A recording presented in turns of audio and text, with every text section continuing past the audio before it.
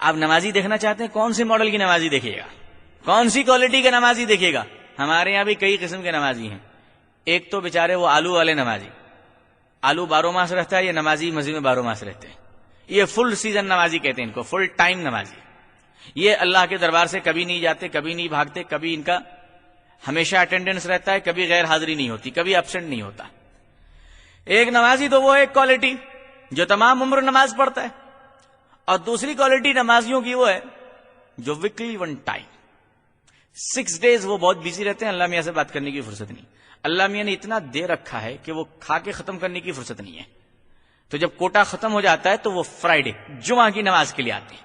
وہ weekly 1 day match کھیلتے ہیں. وہ ہے جمعہ کے نمازی، ویکلی نمازی، وارم کے نمازی، ہفتے کے نمازی. وہ جب بیچارے مسجد آتے ہیں تو ان کا عجیب انداز ہوتا ہے. وہ بائک سے آتے ہیں، بڑی تیز آواز میں کک مارتے ہیں، ہارن بجاتے ہیں، مسجد کے سامنے گاڑی پارک کرتے ہیں، اپنے زلفوں کو ذرا دائیں اور بائیں ہاتھ سے سنوارتے ہوئے پاکٹ سے رومال نکال کر باندھ کے وضو بنا کے آرام سے اسٹینڈرڈ طریقے سے دونوں ہاتھ باندھ کر کے اس طرح سے کھڑے ہوتے ہیں جیسے بس اسٹاپ پہ کھڑے ہوں کسی محبوبہ کے انتظار میں. یہ تو ہفتے کے نمازی ہیں. تیسری کوالٹی کے نمازی وہ ہوتے ہیں جو آپ کو رمضان کے مہینے میں نظر آئیں گے. یہ ایئرلی نمازی ہوتے ہیں. یہ برسی منانے کے لیے آتے ہیں. سال میں جیسے برسی منائی جاتی ہے، 40واں چہارم، تیجی درج تیجی، 11ویں 12ویں، یہ بیچارے برسی والے نمازی ہوتے ہیں. یہ سال میں ایک بار آتے ہیں، یہ رمضان کے مہینے میں. وہ اس لیے کہ ان کا چچا شیطان اندر چلا جاتا ہے، ان کو مسجد کا راستہ نظر آ جاتا ہے. ایک تو وہ جو فل ٹائم نمازی ہے، ایک وہ جمعے کا نمازی ہے، اور تیسرا وہ جو رمضان کا نمازی ہے. چوتھی کوالٹی ایک اور خطرناک ہے. یہ سب سے آخری کوالٹی ہے جن سے فرشتے بھی 3 ہاتھ دور رہتے ہیں. یہ صرف شب قدر میں نماز پڑھنے کے لیے آتے ہیں. اور 5ویں کوالٹی اسی میں سے ہے جو عید اور بقرعید کی نماز پڑھ لیتے ہیں. لوگ نماز پڑھ کر سمجھتے ہیں کہ ہم نے اللہ میاں پر کوئی احسان کر دیا. شرم کرو، حیا کرو. تم کیا پوری دنیا مل کر اللہ پر کوئی احسان نہیں کر سکتی؟ اللہ نے سب پر احسان کیا ہے. نماز پڑھو گے تمہارے مرتبے بلند ہوں گے، نماز نہیں پڑھو گے تمہاری آخرت تباہ ہوگی. تمہارے پڑھنے سے اللہ کی عزت میں کوئی فرق نہیں پڑتا، تمہارے نہیں پڑھنے سے اللہ کی عزت میں کوئی فرق نہیں پڑتا. ایک صحابی تھے رسول اللہ صلی اللہ علیہ وسلم کے ساتھی صحابی. گھر میں کچھ کھانا پینا نہیں، 3 دن ہو گیا چولہا نہیں جل رہا ہے، بچے بلک رہے، بیوی بھوکی بیٹھی ہوئی ہے. وہ صحابی رسول صلی اللہ علیہ وسلم گھر میں جاتے ہیں تو بیوی پوچھتی ہے کہ آپ کیسے آدمی ہیں؟ 3 دن ہو گیا گھر میں روٹی کا ایک ٹکڑا نہیں، ذرا کچھ تو انتظام کیجئے، ذرا کچھ تو اللہ سے مانگیے. وہ صحابیوں کی بیویاں ہوا کرتی تھی جو اپنے شوہروں کو اللہ سے مانگنے کا مشورہ دیتی تھی. آج کل کی ہماری بیویاں جو مارواڑیوں سے مانگنے کا مشورہ دیتی ہیں، جو پونجی پتیوں سے مانگنے کا مشورہ دیتی ہیں. ظاہر ہے عورتوں کا بھی یقین کمزور ہے. اسے صرف ساڑی چاہیے، زیور چاہیے، کھانا چاہیے، پینا چاہیے. اسے کیا معلوم کہ تم بے ایمانی کر کے لا رہے ہو یا چوری کر کے لا رہے ہو؟ اسے کیا معلوم کہ تم رشوت لے کر لا رہے ہو؟ اسے کیا معلوم کہ تم دوسروں کے بچوں کا نوالا چھین کر اپنے بچوں کو کھلا رہے ہو؟ اسے کیا معلوم کہ تم دوسروں کی عورتوں کے آبرو لوٹ کر اس کی ساڑیاں اپنی بیوی کو پہنا رہے ہو؟ اسے تو صرف چاہیے، مال چاہیے، اس لیے کہ اس کا یقین اللہ پر سے کمزور ہے. اپنی عورتوں کو دیندار بناؤ تاکہ تمہارا گھر جنت بن سکے. اگر تمہاری عورتیں بے دین ہو گئی تو تمہارا گھر جہنم سے بھی زیادہ خطرناک ہو جائے گا، اور تمہارے بچے ظالم ہو جائیں گے، اور تم نہ جیتے جی تمہیں سکون ملے گا، نہ مرنے کے بعد تمہیں سکون ملے گا. زندگی بھی فرعون کی طرح ہوگی، مرنے کے بعد بھی آخرت بھی ابو جہل کی طرح ہوگی. اس صحابی نے فرمایا کہ گھر میں کچھ نہیں کھانے کے لیے. بیوی کہتی کچھ نہیں ہے. صحابی نے فرمایا ٹھیک ہے 1 لوٹا پانی لو، وضو بناؤں گا. بیوی 1 لوٹا پانی دیتی ہے، وہ صحابی رسول وضو بناتے ہیں اور مصلی پہ کھڑے ہو جاتے ہیں. فرماتے ہیں کہ حضور صلی اللہ علیہ وسلم نے فرمایا ہے کہ کوئی بھی تکلیف ہو، کوئی بھی پریشانی ہو، 2 رکعت صلاۃ الحاجت پڑھو، نماز حاجت کی پڑھو اور اللہ سے مانگو، اللہ دے گا. وہ صحابی رسول صلی اللہ علیہ وسلم وضو بنا کر نماز میں کھڑے ہو گئے. 2 رکعت نماز. ہر مسلمان کو چاہیے کہ کوئی بھی کام کرنے سے پہلے 2 رکعت نماز حاجت ضرور پڑھے، صلاۃ الحاجت پڑھے. نیت نہیں کر سکتا، صرف دل میں اتنا کہے کہ اے اللہ ضرورت کے واسطے نماز پڑھ رہا ہوں. یہ خود غرضی نہیں، سیلفش نہیں. اللہ میاں کہیں گے چل ٹھیک ہے، روٹی کے واسطے میرے پاس آ تو رہا ہے کم سے کم. دال کے واسطے میرے پاس ہاتھ ہو رہا ہے. اللہ تعالیٰ فرماتے ہیں میرے بندے چھوٹی سے چھوٹی ضرورت ہو تو مجھ سے مانگ, میں تجھے دوں گا. دنیا والوں سے تو مانگے گا, دنیا والا تجھے بھکاری کہے گا. تو مجھ سے مانگے گا, میں خوش ہو کر تجھے عطا کروں گا. دنیا والے بار بار مانگنے سے ناراض ہوتے ہیں. اللہ فرماتے ہیں کہ تو مجھ سے بار بار مانگ, میں تیرے مانگنے سے خوش ہوتا ہوں. 2 رکعت صلاۃ الحاجت پڑھو. وہ صحابی رسول کھڑے ہو گئے نماز میں اور بڑے اہتمام کے ساتھ نماز پڑھی اور سلام پھیرا, اور سلام پھیر کے بیوی سے پوچھتے ہیں کچھ ارینجمنٹ ہوا. آج کل کی اگر بیویاں ہوتی تو ارینجمنٹ بعد میں بولتی, کہاں ایک ارینجمنٹ ہو گیا. کہا کیا؟ کہا میں نے سامان ٹھیک کر لیا ہے, میں اپنے ماں کے گھر جا رہی ہوں.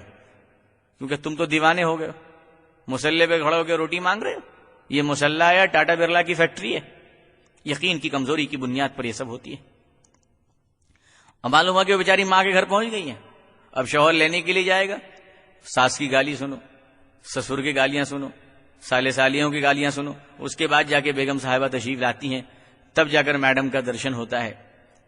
وہ صحابی رسول اپنی بیوی سے فرماتے کچھ انتظام ہوا؟ بیوی کہتی دیکھیے تو ابھی تک تو کچھ نہیں آیا. وہ صحابی فرماتے ہیں میری نماز میں کوئی کمزوری ہوگی, کیونکہ حضور صلی اللہ علیہ وسلم کا وعدہ تو سب سے سچا وعدہ ہے. پھر دوبارہ نماز کے لیے کھڑے ہو گئے اور نماز پڑھی, سلام پھیر کر پھر پوچھا اپنی بیوی سے کچھ ارینجمنٹ ہوا؟ بیوی فرماتی جی ابھی تک تو کچھ نہیں ہوا.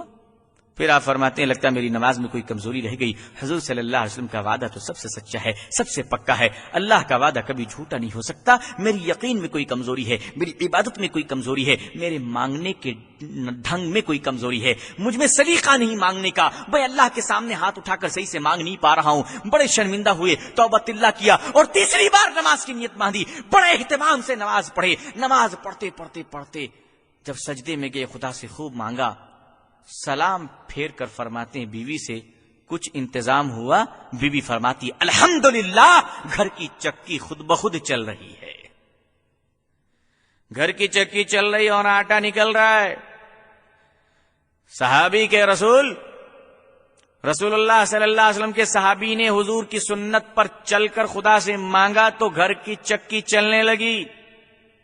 لوگوں نے پوچھا آٹا کہاں سے آ رہا ہے؟ ساری دنیا کہے گی اللہ کی قدرت سے آ رہا ہے. آج کا مسلمان حضور صلی اللہ علیہ وسلم کی سنت پر چلتا ہوا جب اللہ کے راستے میں جاتا ہے تو دشمن کہتے ہیں اس کے گھر کے مال امریکہ سے آ رہا ہے, اس کے گھر کی روزی روٹی امریکہ والا جلا رہا ہے. یہ جماعت میں جب مسلمان جا رہا ہے تو اس کو پیسہ امریکہ سے آ رہا ہے. ارے حضور صلی اللہ علیہ وسلم کی غلامی پر چلنے والا امریکہ کے ڈالر پر نہیں چلا کرتا, خدا کے کرم پر چلا کرتا ہے. صحابی رسول کو بھی خدا دیتا تھا, حضور کے غلام اور امت کو بھی خدا ہی دے گا. امریکہ تمہارا چچا ہو سکتا ہے, ہمارا تو کوئی نہیں ہے.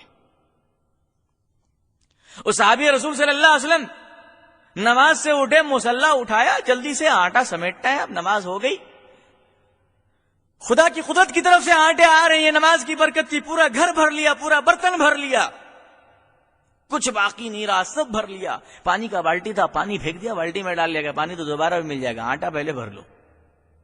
پورا فل ہو گیا. جب آدمی کا پیٹ بھر جاتا ہے تو اسے نئی نئی چیز نظر آتی ہے. گھر کے پورے برتن بھر گئے. اب صحابی رسول فرماتے ہیں صلی اللہ علیہ وسلم کہ آخر آٹا کدھر سے آ رہا, ذرا میں بھی تو دیکھوں. چکی اٹھایا, آٹا بند. صحابی رسول صلی اللہ علیہ وسلم نے جا کر حضور صلی اللہ علیہ وسلم سے یہ واقعات بیان کیے کہ ایسا ایسا واقعہ پیش آیا, ایسی سی باتیں پیش آئی. میں نے نماز پڑھی, صلاۃ الحاجت پڑھی اور دعائیں مانگی. اللہ نے ہمارے گھر کی چکی کو چلانا شروع کر دیا اور اس میں سے آٹا آنا شروع کر دیا. میں نے پورے گھر کے برتن کو بھر لیا اور بعد میں جب اٹھا کر دیکھا کہ آٹا کہاں سے آ رہا ہے تو آنا بند ہو گیا. رسول اللہ صلی اللہ علیہ وسلم نے ارشاد فرمایا کہ اگر تم اس چکی کو اٹھا کر نہ دیکھتے تو قیامت تک آٹا آتا رہتا اور میری امت کو یہ آٹا ملتا رہتا. یہ دیکھنے کی وجہ سے بند ہو گیا. یہ نماز کی برکت ہے, یہ نماز کی تاثیر ہے, یہ نماز کی خاصیت ہے. قرآن نے کہا کہ بے شک نماز روک لیتی ہے برائیوں سے, بے حیائیوں سے, دغا سے, بے ایمانیوں سے, ہر قسم کے جرائم سے تمہیں نماز روک لے گی. تم نماز کو ٹھیک سے پڑھو, نماز تمہارا ہاتھ پکڑ کے تم کو برائیوں سے روک لے گی. یہ قرآن کہہ رہا ہے. اور ایمان کی بات ہے کہ جو نمازی ہوگا وہ بے ایمان نہیں ہوگا, جو نمازی ہوگا وہ چور نہیں ہوگا, جو نمازی ہوگا وہ جھوٹا نہیں ہوگا, جو نمازی ہوگا وہ لفنگا نہیں ہوگا، جو نمازی ہوگا وہ آوارہ نہیں ہوگا، جو نمازی ہوگا وہ قاتل نہیں ہوگا، جو نمازی ہوگا وہ جھوٹا نہیں ہوگا، جو نمازی ہوگا وہ سود خور نہیں ہوگا، جو نمازی ہوگا وہ چیٹی کھیلنے والا نہیں ہوگا، جو نمازی ہوگا وہ دوسروں کا مال دبانے والا نہیں ہوگا، جو نمازی ہوگا وہ دوسروں کا برا چاہنے والا نہیں ہوگا، اس لیے کہ ان الصلاۃ تنہی عن الفحشاء والمنکر، بے شک نماز روک لیتی ہے تمام برائیوں سے، تمام بے حیائیوں سے۔ قرآن کہہ رہا ہے کہ نماز روک لیتی ہے برائیوں سے، قرآن کہہ رہا ہے نماز روک لیتی ہے بے حیائیوں سے۔ آخر کیا بات ہے؟ قرآن کی بات تو بالکل سچی ہے، اللہ کا وعدہ تو بالکل سچا ہے، حضور صلی اللہ علیہ وسلم کا اشارہ تو بالکل سچا ہے۔ جب نماز برائیوں سے روک لیتی ہے تو نماز پڑھنے والا بے ایمان کیوں ہے؟ جب نماز برائیوں سے روک لیتی ہے تو نماز پڑھنے والا دغاباز کیوں ہے؟ جب نماز برائیوں سے روک لیتی ہے تو نماز پڑھنے والا جھوٹا کیوں ہے؟ جب نماز برائیوں سے روک لیتی ہے تو نماز پڑھنے والا چور کیوں ہے؟ جب نماز برائیوں سے روک لیتی ہے تو نماز پڑھنے والا مسجد کا صدر بن کر مسجد کا مال کیوں کھا رہا ہے؟ جب نماز برائیوں سے روک لیتی ہے تو نماز پڑھنے والا مدرسوں کا مال کیوں لوٹ رہا ہے؟ جب نماز برائیوں سے روک لیتی ہے تو نمازی یتیموں کا مال کیوں کھا رہا ہے؟ جب نماز برائیوں سے روک لیتی ہے تو نمازی دوسروں کی زمین کیوں ہڑپ رہا ہے؟ آخر سوچنا تو پڑے گا کہ بلیک میلنگ کہاں ہو رہی ہے، آخر دیکھنا تو پڑے گا کہ گڑبڑی کہاں پہ ہو رہی ہے، آخر دیکھنا تو پڑے گا کہ ملاوٹ کہاں ہو رہا ہے۔ اصلی گھی میں تو گھی کی خوشبو آنی چاہیے، گھی جب تک اصلی ہے اس میں ڈالڈا ملا دو گے وہ اصلی نہیں ہوگا، اس کی تاثیر بدل جائے گی، اس کا فائدہ بدل جائے گا، اس کے مقاصد بدل جائیں گے، اس کی منزل بدل جائے گی۔ حضور صلی اللہ علیہ وسلم کے فرمان کو اگر تم نے پورے طور پہ پکڑا ہے تو خدا کی قسم تمہاری نمازیں تم کو برائیوں سے روک لے گی، لیکن بے ایمانو تم نے تو یہاں بھی ملاوٹ کر دی، تم نے گھی میں ڈالڈا ملایا، تم نے تیل میں تیل ملایا، تم نے چاول میں کنکر ملایا، تم نے ہر چیز میں ملاوٹ کی، دودھ میں پانی ملایا، تم نے اسلام میں بھی ملاوٹ کر دی، تم نے نماز میں بھی ملاوٹ کر دی، تم نے سرور کائنات صلی اللہ علیہ وسلم کی سنت میں بھی ملاوٹ کر دی۔ آج ملاوٹ صاف نظر آ رہا ہے، ملاوٹ کے کیڑے اوپر سے چل رہے ہیں، ملاوٹ کے سڑان کی بدبو ناک کے پردوں کو پھاڑتی ہوئی چلی جا رہی ہے، ملاوٹ کی لعنتیں نحوستیں ہمارے گھر کے ہر آدمی کی شکل پہ نظر آ رہی ہے۔ نمازی ہے مگر چہرے پہ نور نہیں ہے، نمازی ہے مگر چہرے پہ رونق نہیں ہے، نمازی کے چہرے کو دیکھیے تو ڈر لگتا ہے، خوف لگتا ہے کہ اللہ کیسا نمازی ہے۔ نمازی تو وہ ہو کہ جس کے چہرے کو دیکھو تو خدا یاد آ جائے، جس کے چہرے کو صبح میں دیکھ لو تو دن بھر اچھا ہو جائے، مگر آج کے نمازی کو دیکھ کے نکلے تو پورا دن ہی خراب ہو جاتا ہے۔ اس نے دین کو خراب کیا، اس نے نماز کو خراب کیا، اس نے قرآن کو خراب کیا، اس نے فرمان کو خراب کیا، اس نے سنت کو خراب کیا، خدا نے اس کے چہرے کو خراب کر دیا، اس کا ایمان خراب، اس کی نیت خراب۔ جب اندر کا فنکشن گڑبڑ ہوتا ہے تو اوپر کے اسکرین میں پکچر کلیئر نہیں آتی ہے، ٹیوب میں گڑبڑی ہو تو کلر میں خرابی ہوتی ہے، اور مینوفیکچرنگ میں پرابلم ہو تو معاملہ ہی ٹیڑھا ہوتا ہے۔ آدمی کے اندر کے ایمان کی مینوفیکچرنگ جب گڑبڑ ہوتی ہے تو نماز بھی ٹوٹی لنگڑی ہوتی ہے، اور لنگڑی لولی نماز کو لے کر ٹوٹی ہوئی سائیکل میں بیٹھ کر چلتے ہوئے ہوائی جہاز کا تم مقابلہ نہیں کر سکتے۔ ارے وہ تو بہت دور کی بات ہے، ٹوٹی ہوئی سائیکل میں بیٹھ کر تم چلتے ہوئے سائیکل کا مقابلہ نہیں کر سکتے۔ اب جب ہم لوگ ایک طرف قرآن کے فرمان کو دیکھتے ہیں اور نمازی کی شکل و صورت کو دیکھتے ہیں تو دونوں ہی بڑا فرق نظر آتا ہے، ایک زمین کی پستی نظر آتی ہے اور دوسرا ہمالیہ کا بلند چوٹی نظر آتا ہے۔ قرآن کہتا ہے نماز پڑھنے والا بے حیا نہیں ہو سکتا، نماز پڑھنے والا بے شرم نہیں ہو سکتا، نماز پڑھنے والا مجرم نہیں ہو سکتا، نماز پڑھنے والا کرمنل نہیں ہو سکتا۔ لیکن آج جو ہم دیکھ رہے ہیں کہ نمازیوں میں ایسی سی برائیاں ہیں کہ اللہ کی پناہ، نماز پڑھ رہا ہے مگر برائی پر برائی ہے، لمبی داڑھی ہے مگر برائی پر برائی کر رہا ہے، وہ رنگین بھی ہے، وہ تھوڑا نمکین بھی ہے، وہ تھوڑا بے ایمان بھی ہے، وہ تھوڑا جھوٹا بھی ہے، سر پہ ٹوپی بھی ہے، اور ساری غلط حرکتیں کر رہا ہے، پورے ترلے کاما کر رہا ہے۔ آخر وجہ کیا ہے؟ دوستوں اور بزرگوں، کبھی آپ غور کیجئے کہ قرآن کا فرمان تو یہ ہے کہ نماز انسانوں کو تمام بے حیائیوں سے اور برائیوں سے روک لیتی ہے۔ آخر یہ معاملہ کیا ہے؟ اگر اس معاملے کی تہ تک آپ جائیں گے اور معاملے کو خوب غور سے دیکھیں گے تو بہت واضح طریقے سے آپ کو بات سمجھ میں آ جائے گی کہ اتنا الٹا پلٹا کیوں ہے۔ نماز جنت کی طرف لے جا رہی ہے اور نمازی جہنم کی طرف جا رہا ہے، نماز آخرت برکت کی طرف لے جا رہی ہے، نمازی لعنت کی طرف جا رہا ہے، نماز حیا کی طرف لے جا رہی ہے، نمازی بے حیائی کی طرف جا رہا ہے، نماز شرم و عفت کی طرف لے جا رہی ہے، نمازی بے شرمی اور آوارہ گردی کی طرف جا رہا ہے، نماز سچائی کے راستے پر لے جا رہی ہے، نمازی مستقل جھوٹ کے راستے پر چل رہا ہے۔ آخر ان باتوں کی بنیادی وجہ کیا ہے؟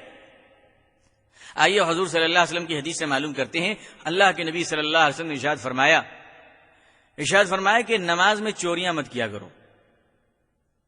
اب اندازہ کیجئے آپ نماز میں چوری کرنے والا کتنا بڑا چور ہوگا؟ اللہ کی عبادت میں چوری، اللہ کے حق میں چوری، مکان میں چوری، دکان میں چوری، بینک میں چوری، اللہ کی عبادت میں چوری۔ فرمایا نماز میں چوریاں مت کرو، نماز کو نماز کے طریقے سے پڑھو، رکوع صحیح طریقے سے کرو، سجدہ صحیح طریقے سے کرو، قیام صحیح طریقے سے کرو، تسبیحات صحیح طریقے سے پڑھو، سورت کی تلاوت صحیح طریقے سے کرو، تکبیر صحیح طریقے سے پڑھنے کا اہتمام کرو۔ کہ نماز میں چوریاں مت کرو، نماز کو نماز کی طرح پڑھو، جس طرح سے میرے رسول صلی اللہ علیہ وسلم نے نماز پڑھ کر امت کو سکھایا ہے، امت کو چاہیے کہ اسی طرح سے نماز پڑھا کرے۔ اللہ کے نبی صلی اللہ علیہ وسلم فرماتے ہیں کہ مومن جب اچھی طرح سے نماز پڑھتا ہے، نماز کا حق ادا کرتا ہے، رکوع کو صحیح طریقے سے ادا کرتا ہے، سجدے کو صحیح طریقے سے پوری کرتا ہے، تسبیحات کا اہتمام کرتا ہے، تکبیر کو ٹھیک سے ادا کرتا ہے، تو اللہ کے نبی صلی اللہ علیہ وسلم فرماتے ہیں کہ جب نمازی نماز کو پوری کر لیتا ہے تو اللہ کے ایک فرشتے اس کی نماز کو ریشم کے رومال میں لپیٹ کر نہایت عزت کے ساتھ اللہ کی خدمت میں لے جاتے ہیں، اور وہ نماز اللہ سے کہتی ہے کہ اے اللہ، جتنے اچھے طریقے سے تیرے اس بندے نے مجھے پڑھا ہے، اے اللہ جتنے اچھے طریقے سے اس نمازی نے مجھے عزت بخشی ہے، اور میرے رکوع اور میرے سجدے کو لنگڑا لولا نہیں رکھا، ٹھیک ٹھاک بنا کر بھیجا ہے، اے اللہ، نماز کہتی ہے اے اللہ میں تجھ سے دعا مانگتی ہوں کہ میرے پڑھنے والے کو تو عزت عطا کر، میرے پڑھنے والے کو تو شرافت عطا کر، میرے پڑھنے والے کو تو شرم و حیا عطا کر، میرے پڑھنے والوں کو تو طہارت اور پاکیزگی عطا کر، میرے پڑھنے والے کو تو دنیا اور آخرت میں عافیت عطا کر۔ یہ نماز کی دعا ہوتی ہے جس کی برکت سے اللہ تعالیٰ نمازی کو بے حیائی سے بچا لیتے ہیں، بے شرمی سے بچا لیتے ہیں، تمام قسم کی بربادی سے بچا لیتے ہیں۔ دوسرا نمازی وہ ہے وضو اس طرح بنا رہا ہے جیسے ماڈرن بات کر رہا ہے، عجیب انداز ہے وضو بنانے کا، واش بیسن میں کھڑا ہو گیا، نہ ہاتھ صحیح سے بھگایا، نہ پاؤں صحیح سے دھویا، نہ کلی برابر سے کیا، وضو بنایا الٹے سیدھے طریقے سے، دوڑتا ہوا مسجد میں گیا جیسے قرض ادا کرنا ہے، گاڑی چھوٹ رہی ہے، ٹرین پکڑنا ہے اور گیٹ پہ بیٹھ کے میسور مدراس پہنچ جانا ہے، دوڑتا ہوا جاتا ہے، امام صاحب سجدے میں، اس نے فٹافٹ نہ دائیں دیکھا نہ بائیں دیکھا، نیت باندھی اور ٹھکا ٹھک ٹھوک دیا ایک سجدہ کہ اللہ میاں لے دے دیا تیرے حوالے، سنبھال اپنا مال، اب ہمیں کوئی مطلب نہیں۔ الٹے سیدھے طریقے سے نماز پڑھتا ہے، 2 منٹ میں 4 رکعت پوری کرتا ہے، نہ سورہ صحیح پڑھ رہا ہے، نہ قبلے کی طرف صحیح طریقے سے مڑا ہے، نہ کپڑے درست ہیں، نہ سر پہ ٹوپی ہے، نہ وضو سلیقے سے بنایا، نہ نیت صحیح سے باندھ رہا ہے، نہ نماز کے اصول کا اہتمام کر رہا ہے، نہ نماز کی تسبیحات پوری کر رہا ہے، کہاں سے جماعت میں جوڑنا چاہیے وہ نہیں معلوم اسے، الٹے سیدھے طریقے سے بڑا ہانپتا کانپتا نماز پڑھ رہا ہے، اور نماز کو توڑ مروڑ کر لنگڑا لولا کر پڑھ کر پھینک دیتا ہے، تو حدیث میں آتا ہے کہ وہ نماز لنگڑی لولی طریقے سے بدبودار بن کر اللہ کے سامنے جاتی ہے اور کہتی کہ اے اللہ، جس طریقے سے مجھے پڑھنے والے نے مجھے ذلیل کیا ہے، اے اللہ تو اس کو ذلیل کر دے، تو اس کو برباد کر دے، تو اس کو تباہ کر دے، تو اس کو پریشان کر دے۔ نماز کی بد دعا کی وجہ سے نماز کا پڑھنے والا شخص زندگی بھر پریشان رہتا ہے، زندگی بھر تباہ رہتا ہے، زندگی بھر ذلیل رہتا ہے۔ تو نماز کو صحیح سے پڑھو تو نماز تمہیں بے حیائی اور برائیوں سے روک لے گی، نماز کو غلط طریقے سے پڑھو گے، نماز کی ہی بد دعا سے تم برباد ہو جاؤ گے، تم فنا ہو جاؤ گے، تم ذلیل ہو جاؤ گے، تم ختم ہو جاؤ گے۔ بڑا اثر ہوتا ہے نماز کی دعائیں اور بد دعاؤں کا۔ تو نماز کیسے پڑھنی چاہیے؟ نماز پڑھنا سیکھیے، مسجد اور محلے کے امام صاحب سے نماز سیکھیے کہ نماز کس طرح سے پڑھنی چاہیے۔ یہ نہیں کہ آپ کسی ریسٹورینٹ میں بیٹھے ہوئے 2 روٹی خشکا، مٹن بریانی، چکن کھا لیا اور پھال کباب کھا کے نکلتے رہے، ہاتھ پوچھ کے اس طرح سے نماز، مسجد میں گھسے الٹے سیدھے طریقے سے ٹھوک ٹھاک دیا اور کہا چلیں اللہ میاں گڈ بائی۔ یہ نماز ہے؟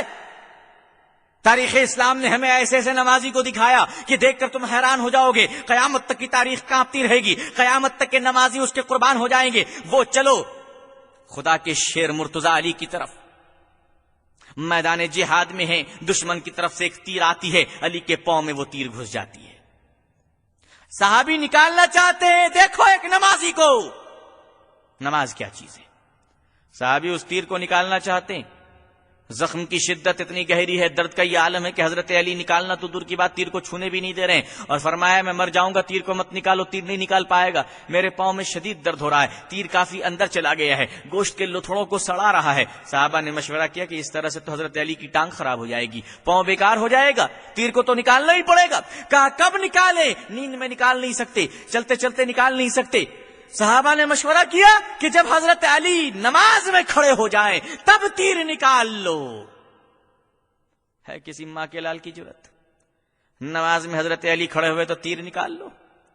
ہم لوگ تو نماز میں کھڑے ہوتے ہیں تو سب حساب کتاب آرام سے کرتے ہیں، بیوی کو کیا دیا، بچے کو کیا دیا، دوست کیا لیا، دشمن کون لیا۔ نماز میں کھڑے ہو کر ہم لوگ جتنا گھر کا صحیح حساب کتاب کرتے ہیں کبھی نہیں کر سکتے۔ یہ تو ہم لوگوں کی نماز ہے۔ صحابہ نے مشورہ کیا کہ حضرت علی جب نماز میں کھڑے ہو جائے تو تیر نکال لو۔ کہا ٹھیک ہے۔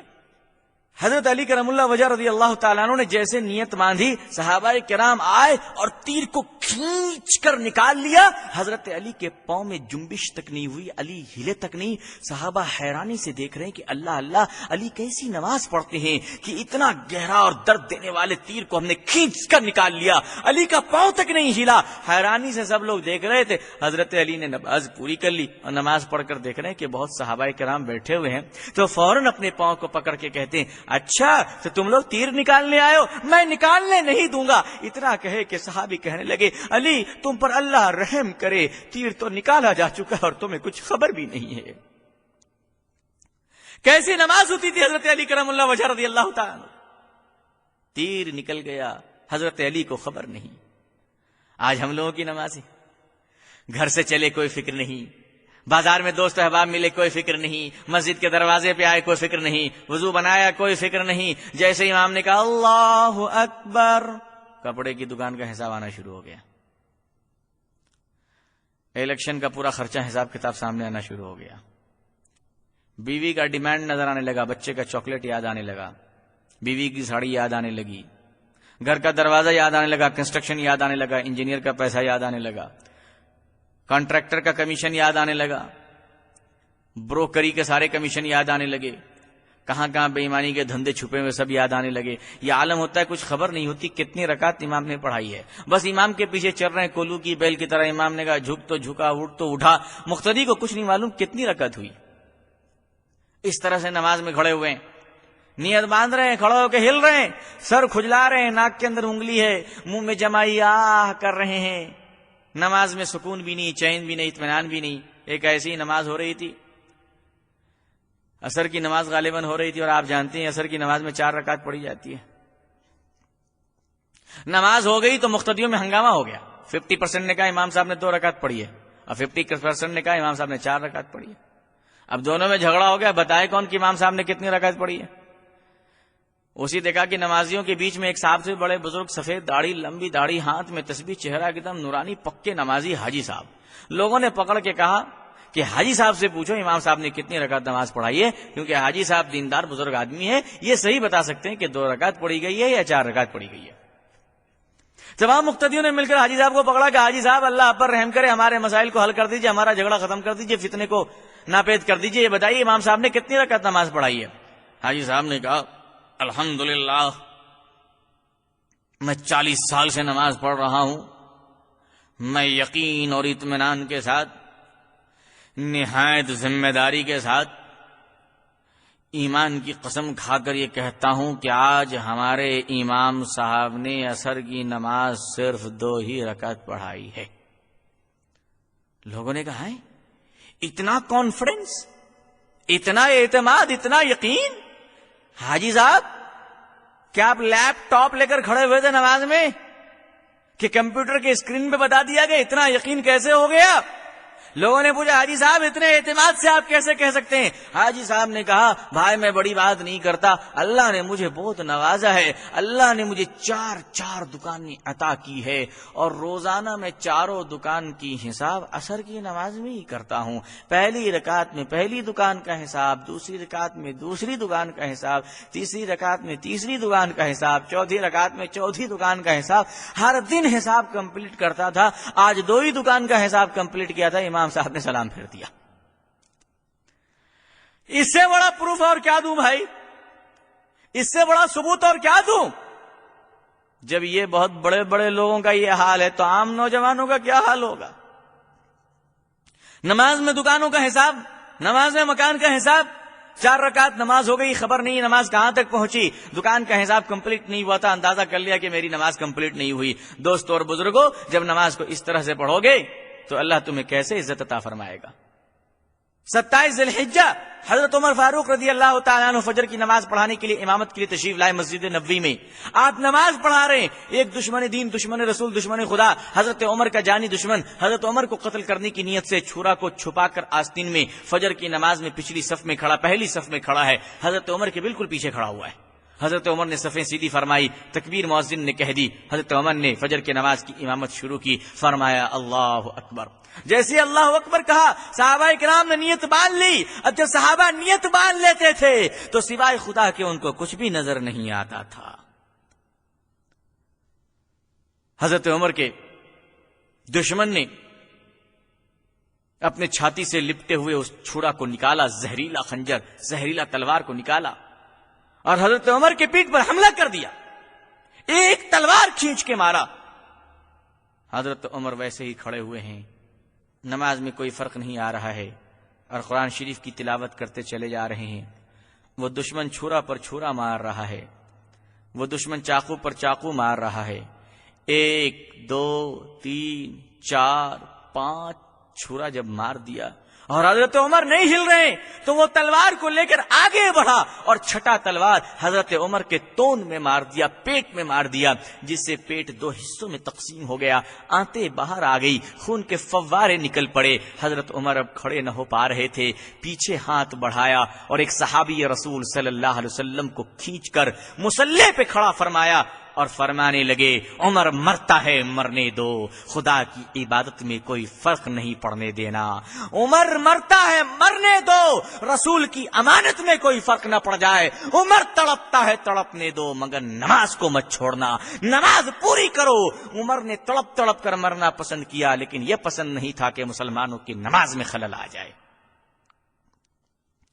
آج تو نماز پڑھنے کے درمیان چوٹیاں کاٹ لے اور مچھر کاٹ لے تو وہیں تالی بجانے لگتے ہیں، ہائے ہائے کر کے، لیفٹ رائٹ مسجد میں ہی شروع ہو جاتی ہے۔ یہ نماز کا اہتمام ہے؟ نمازیں کس طرح پڑھنی چاہیے؟ نماز سیکھیے اور نماز کا سلیقے سے اہتمام کیجیے۔ اللہ نے نماز میں بڑی برکتیں رکھی ہے اور نماز کو ایک بڑا اپنا حق سمجھ کر، اللہ کی اہم ترین عبادت سمجھ کر پوری کیجیے۔ آج کل تو بہت سارے ایسے پیر نکل گئے ہیں جو اپنے مریدوں کو تعلیم دیتے ہیں، بیٹا دل کی نماز پڑھ لیا کرو، نماز دل کی پڑھ لیا کرو۔ کیوں صاحب؟ دل کی نماز کا نہیں، یہ معرفت کی بات ہے، تصوف کی بات ہے۔ یہ نہ معرفت کی بات ہے نہ یہ تصوف کی بات ہے، یہ لوفروں کی بات ہے۔ وہ پیر نہیں، وہ لوفر ہے جو نماز سے منع کرے اپنے مریدوں کو۔ وہ پیر نہیں، وہ کمینہ ہے جو نمازوں سے منع کرے اپنے مریدوں کو۔ وہ کمینہ خود بھی جہنم میں جائے گا اور تمہیں بھی لے کر جائے گا۔ جیسی روح ویسا فرشتہ۔ آدمی جب خود گندا ہوتا ہے تو اس کو گندا پیر ہی ملتا ہے۔ جب ایمان اچھا نہ ہو تو ایسے پیروں کو ڈھونڈتا ہے جو ننگا ہو، شرابی ہو، جواری ہو، بے نمازی ہو، عیاش ہو۔ انہی پیر کے سامنے تم اپنی عورتوں کو جا کے بیٹھا دیتے ہو۔ وہ پیر جو برے جانور کی طرح آنکھیں نکال کر تمہاری عورتوں کو دیکھتا رہتا ہے اور انسانی فطرت کم ہوتی ہے، کتے کی خصلت اس میں زیادہ ہوتی ہے۔ کہہ دیا کہ جناب ہم نماز دل کی پڑھتے ہیں۔ نماز دل کی پڑھتے ہو، کھانا کئی کو جو پیٹ کا کھاتی، وہ بھی دل کا کھا لینا چاہیے بھائی۔ قورمہ چبا رہے ہیں، روٹی کھا رہے ہیں، مرغا کھا رہے ہیں، مٹن کھا رہے ہیں، نماز دل کی ہے تو کھانا بھی دل کی کھایا کرو۔ ایک پیر کو اٹھانے گئے، پیر صاحب نماز پڑھیے۔ پیر صاحب نے مرید کو کہا گدھا کہیں گا، بیوقوف۔ پیر کو کہتا ہے نماز پڑھیے۔ میں تو مکے کی نماز پڑھتا ہوں، تم لوگوں کی طرح کمزور ہوں، تم لوگ ہندوستان میں نماز پڑھتے ہو، مجھے تو اللہ نے وہ مقام دیا ہے کہ میں 5 وقت کی نمازیں مکے میں پڑھتا ہوں۔ کہا جاؤ میں نے فجر کی نماز مکے میں پڑھ لیا ہے۔ دوپہر کے 12 بجے ناشتہ نہیں آ رہا ہے۔ پیر صاحب نے گرم ہو کر کہا بیوقوف، گستاخ، بدتمیز، 12 بج گئے دوپہر کے ناشتہ نہیں آ رہا ہے۔ مرید نے کہا حضور میں نے سمجھا ناشتہ بھی آپ نے مدینے میں کر لیا ہوگا اس لیے ناشتہ نہیں لایا۔ کہا گستاخ ہو گئے تم لوگ پیر کو نہیں مانتے۔ کہا نہیں میں نے سمجھا جب نماز مکے میں ہو گئی ہے تو ناشتہ بھی مدینے میں ہو گیا ہوگا۔ ہندوستان کے ناشتے میں کیا رکھا ہوا ہے؟ جو مزہ، جو لذت، جو برکتیں مدینے کے ناشتے میں ہیں۔ جب نماز مکے میں ہو رہی تو ناشتہ ہی مدینے میں کر لیا کیجیے۔ کھائیں گے آپ یہاں اور نماز پڑھنے کا بہانہ کریں گے آپ سمندر میں؟ یہ ڈھکوسلے پن، یہ بے وقوفی، یہ سب توبہ کیجئے، اور ایسے پیروں کو بھی لات ماریے جو حضور کی سنت کو چھوڑتا ہے۔ ایسے لوگ کبھی بھی آپ کے بھلا نہیں ہو سکتے، کبھی بھی آپ کا بھلا نہیں چاہ سکتے، یہ کبھی بھی آپ کے خیر خواہ نہیں ہو سکتے۔ نماز ٹھیک اس طرح سے پڑھیے۔ میرے رسول صلی اللہ علیہ وسلم جب نماز پڑھتے تھے، آپ صلی اللہ علیہ وسلم کی اپنی نماز، تنہائی کی نماز اتنی طویل ہوتی تھی، اتنی لمبی ہوتی تھی کہ حضرت عائشہ اپنے دل کو پکڑ لیا کرتی تھی، روتی تھی کہ اے اللہ کے نبی صلی اللہ علیہ وسلم، آپ نماز میں اتنا روتے ہیں کہیں آپ کی روح نہ نکل جائے۔ حضور صلی اللہ علیہ وسلم فرمایا کرتے تھے، عائشہ نماز میں بڑی لذت ہے، اللہ سے ملاقات ہوتی ہے، اللہ سے باتیں ہوتی ہے۔ مسلمانوں تم بھی نماز کا اہتمام کیا کرو، نماز کو وقت سے پڑھا کرو، اور نماز میں اللہ سے باتیں کیا کرو۔ جماعت کی نمازیں ہمیشہ ہلکی پھلکی ہونی چاہیے، جماعت کی نمازیں ہمیشہ جلدی ہونی چاہیے، اور تنہائی کی نماز جب آپ پڑھیں، تہجد میں کھڑے ہوں، نفل میں کھڑے ہوں، تو لمبی نمازیں پڑھیے، اللہ سے رو رو کر دعائیں مانگیے، خدا سے مانگیے۔ نمازیوں کی دعائیں خدا سنا کرتا ہے، نمازیوں کی آہ و بکا خدا سنا کرتا ہے۔ آج ہماری نمازیں 2 منٹ میں نمازیں پوری ہو جا رہی ہیں، کوئی اہتمام نہیں، وضو کا طریقہ معلوم نہیں ہے، نماز کی نیت معلوم نہیں ہے، جمعے کی فضیلت معلوم نہیں ہے، فجر کے نظام معلوم نہیں ہے، ظہر کے مسائل نہیں معلوم ہے، عصر کے فضائل نہیں معلوم، عشاء اور مغرب کے فضائل نہیں معلوم۔ ہم مسلمان ہیں، آخر کیسے مسلمان ہیں؟ تمہارا بیٹا اگر کوئی جرم کر دے، تم اس جرم سے بچنے کے لیے 100 بار وکیلوں کے دربار میں دوڑتے ہو کہ وکیل صاحب اس دفعہ میں اور اس FIR میں اور اس قانون سے میرے بیٹے کو بچانے کا کیا طریقہ ہے۔ وکیل صاحب تم سے ہزاروں روپے لیتا ہے دنیاوی قانون کا ایک مشورہ دینے کے لیے، وکیل صاحب تمہارے زمین اور جائیداد کی کاغذیں رکھوا لیتا ہے، ایک دنیاوی مسائل کو حل کرنے کے لیے تم معمولی دنیا کے چند مسائل کو حل کرنے کے لیے وکیلوں کی غلامی کرتے ہو، وکیلوں کو نوٹوں کا خزانہ پیش کرتے ہو، وکیلوں کے قدموں میں زمین جائیداد کے کاغذ رکھ دیتے ہو۔ ارے مسلمانوں تجھے کیا ہو گیا ہے؟ دنیا کے معمولی سزا سے بچنے کے لیے تو وکیلوں کی غلامی کرتا ہے، تو جھوٹ بولنے والوں کی غلامی کرتا ہے، لیکن آخرت سے بچنے کے لیے، آخرت کی جزا کو پانے کے لیے، آخرت کی سزا سے بچنے کے لیے، جہنم کے عذاب سے بچنے کے لیے، حضور صلی اللہ علیہ وسلم کی سنت کو سمجھنے کے لیے، قرآن کے احکام کو سمجھنے کے لیے، اسلامی مسائل اور فضائل کو سمجھنے کے لیے، نماز کے مسائل اور فضائل کو سمجھنے کے لیے، کبھی تم اسلامی وکیل، کبھی تم شریعت کو جاننے والے مفتی علماء کے پاس گئے ہو؟ کچھ دینا تو دور کی بات ہے، کیا جا کر تم بیٹھ کر پوچھے ہو کہ حضور بتائیے کہ اسلامی مسائل کیا ہے؟ دنیاوی نقطۂ نظر سے تم لاکھوں روپے وکیل کو دیتے ہو، مفت میں بھی تم عالم کے پاس بیٹھ کر اسلام کو سیکھنے کی کوشش نہیں کرتے ہو۔ یہ بدقسمتی نہیں تو اور کیا ہے، یہ نامرادی نہیں تو اور کیا ہے۔ بزرگان محترم، صحابہ کرام کو اللہ کی نبی صلی اللہ علیہ وسلم نے ایسی نمازیں سکھائی تھی، جب وہ نماز میں کھڑے ہوتے تھے آنکھیں بھیگ جایا کرتی تھی، داڑیاں تر ہو جایا کرتی تھی، روتے تھے، کپ کپاتے تھے اللہ کے سامنے، ڈر اور خوف سے حالت یہ ہوتی تھی کہ جیسے یہ نماز آخری نماز ہے۔ جب سجدے میں جاتے تھے تو تڑپ کر کہتے تھے، اے اللہ پتہ نہیں کہ دوسرا سجدہ کر پاؤں گا کہ نہیں کر پاؤں گا، موت کا فرشتہ کھڑا ہو اور لے لے زندگی، ہم کیا کریں گے۔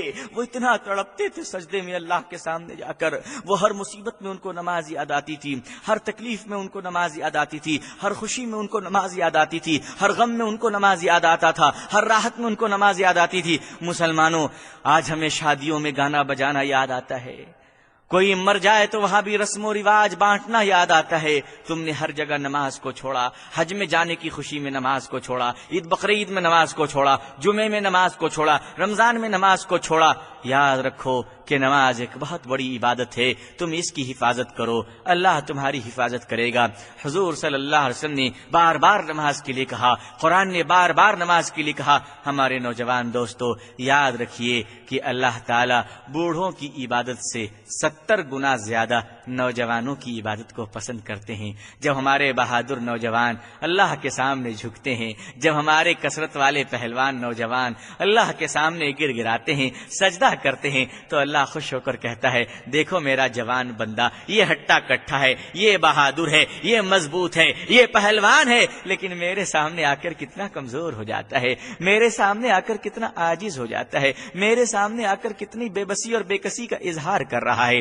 یہ میرا بندہ ہے، جو ساری دنیا اس سے ڈرتی ہے, ساری دنیا اس سے کانپتی ہے. جب یہ بیٹھتا ہے تو دنیا کھڑی ہو جاتی ہے, جب یہ کھڑا ہوتا ہے تو کسی میں بیٹھنے کی جرأت نہیں ہوتی ہے, جب یہ چلتا ہے تو ساری دنیا اس کو سلام کرتی ہے. کوئی اس کو صدر کہہ کر پکارتا ہے, کوئی اس کو پروفیسر کہہ کر پکارتا ہے, کوئی اس کو وکیل کہہ کر پکارتا ہے, کوئی اس کو ڈاکٹر کہہ کر پکارتا ہے, کوئی اس کو انجینئر کہہ کر پکارتا ہے, کوئی اس کو کمشنر کہہ کر پکارتا ہے, کوئی اس کو وزیر کہہ کر پکارتا ہے. ساری دنیا اسے عزت کے ساتھ پکارتی ہے, ساری دنیا اس کے سامنے ہاتھ باندھے کھڑی رہتی ہے. کوئی اس کے آگے نہیں چل سکتا, کوئی اس سے پہلے نہیں بیٹھ سکتا, کوئی اس سے پہلے کھانا شروع نہیں کر سکتا, کوئی اس کی اجازت لیے بغیر کچھ بول نہیں سکتا. لیکن میرا اتنا پاورفل بندہ, میرا اتنا پاورفل اور مضبوط بندہ, اللہ فرماتے ہیں کہ یہ بندہ دیکھو وضو بنا کر جب مسجد میں آیا ہے تو غریبوں کے ساتھ صفوں میں کھڑا ہوا ہے, اپنے نوکر کے ساتھ نماز میں کھڑا ہوا ہے. بغل میں نوکر کھڑا ہے, آفس میں نوکر بغل میں نہیں کھڑا ہو سکتا, گھر میں نوکر بغل میں کھڑا نہیں ہو سکتا. نوکر کی سیٹ الگ ہوتی ہے, مالک کی سیٹ الگ ہوتی ہے,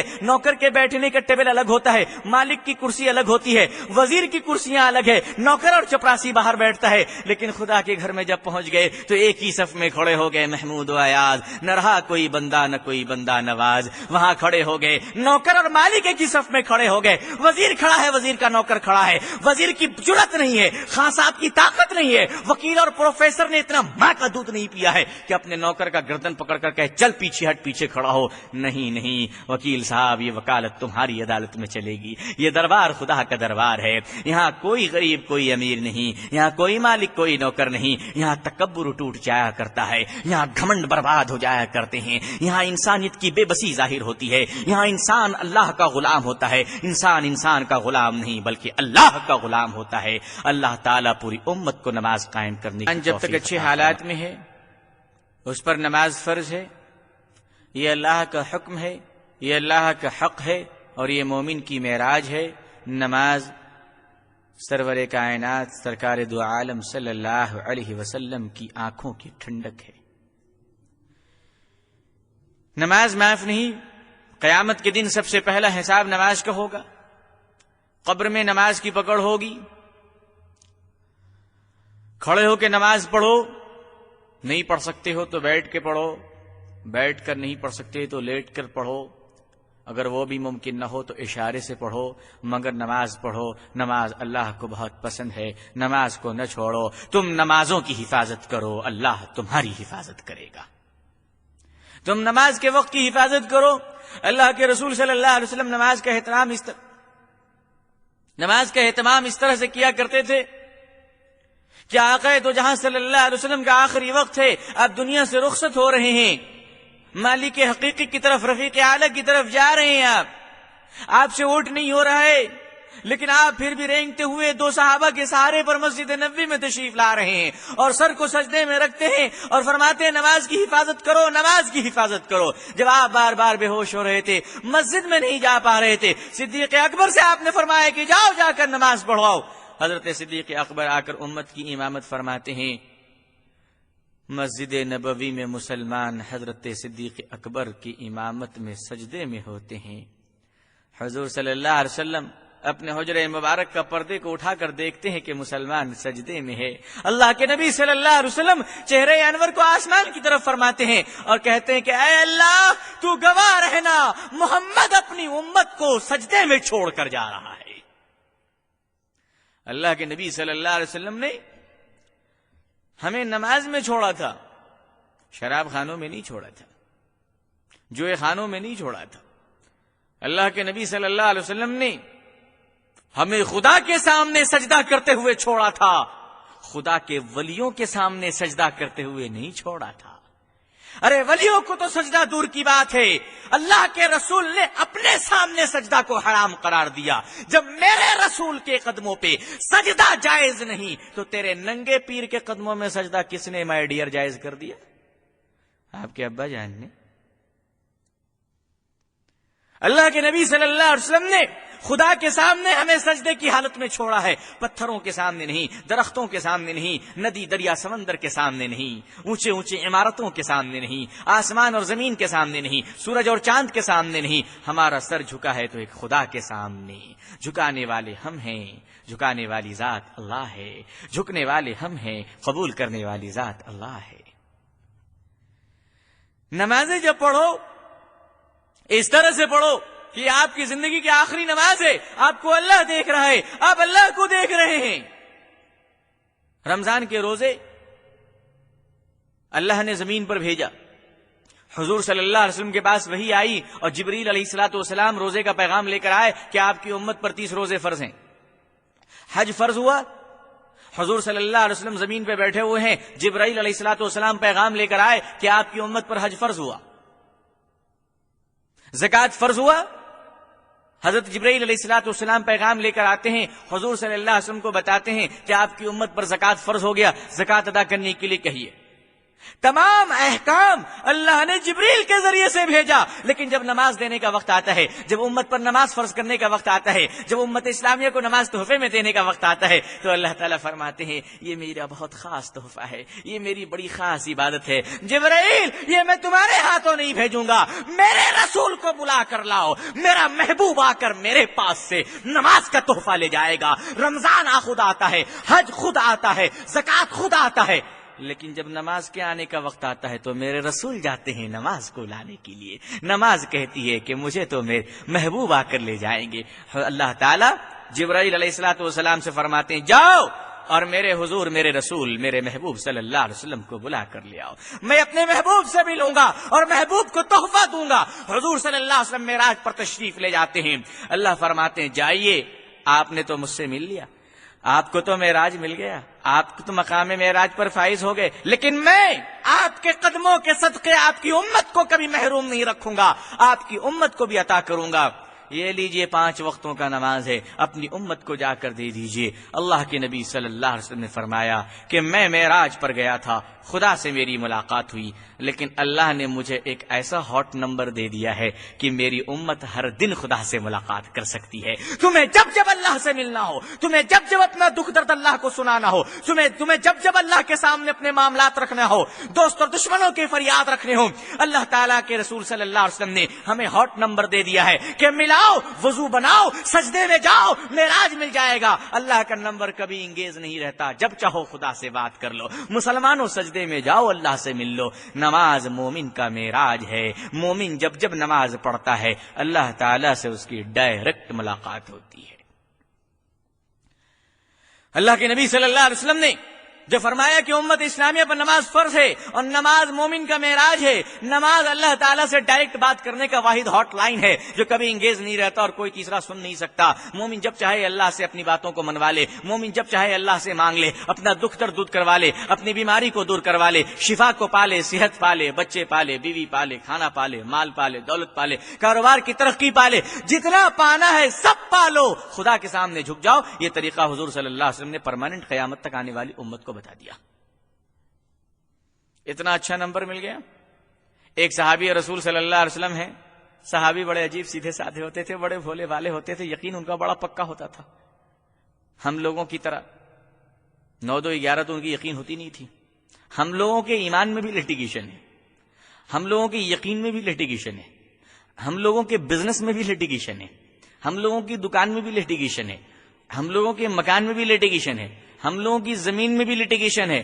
معاف کیجئے گا، آج کل تو اکثر میاں بیوی میں لٹیگیشن ہے۔ اللہ نہ کرے کہ بچوں میں کوئی لٹیگیشن ہو، بھائی وہ سچے اپنے باپ کے ہی بچے رہیں، اس میں بھی لٹیگیشن ہو گیا تو نسل خراب ہو جائے گی، شک پر آ جائے گا آخر ہے کس کی اولاد۔